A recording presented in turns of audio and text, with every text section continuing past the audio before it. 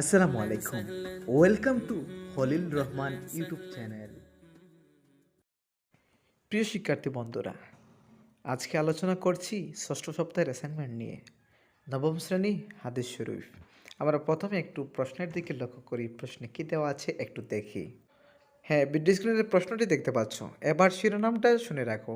শিরোনামটা হবে, পাশে দেখতে পাচ্ছ লেখা আছে আরবিতে বাবুল বিরসিল্লাহ, মাতা পিতার প্রতি সদ্ব্যবহার আত্মীয়স্বজনের সাথে সম্পর্ক রক্ষা অধ্যায়। আচ্ছা, যাই হোক, আমরা প্রশ্নে চলে যাই। প্রশ্নে বলা হয় যে হাদিসের আলোকে পিতা মাতার প্রতি তোমার করণীয় কী, মানে আমাদের করণীয় কী আমাদের পিতা মাতার প্রতি, সেটা কোন আলোকে লিখতে হবে? হাদিসের আলোকে। কোরআনের কথা বলি নেই, যেহেতু আমি হাদিসের কথা দিয়ে আমরা শুরু করব, ঠিক আছে? কোরআনের যদি কথা বলতো তাহলে কোনো আয়াত দিতাম। হাদিসের কথা যেহেতু বলছি তাহলে আমরা হাদিসটি শুরু করব। তাহলে আমরা উত্তরটা একটু দেখে নেই। প্রথমে আমরা শুরু করছি হাদিস থেকে। উত্তরটি তোমরা ভিডিও স্ক্রিনে দেখতে পাচ্ছ এখন। তো ধারাবাহিকভাবে লেখাটি আসবে, তোমরা বুঝে সুন্দর করে, আমি রকম সাজিয়েছি, তোমাদের তো আরও নতুন নতুন স্টাইল জানা থাকবে। তোমরা নতুন সুন্দর করে যদি আরও সাজিয়ে লিখতে পারো তাহলে তো আরও ভালো মার্কস পেতে পারো। তাহলে ধারাবাহিকভাবে উত্তরটি চলে আসবে, তোমরা সেটা খাতায় তুলে নেবে।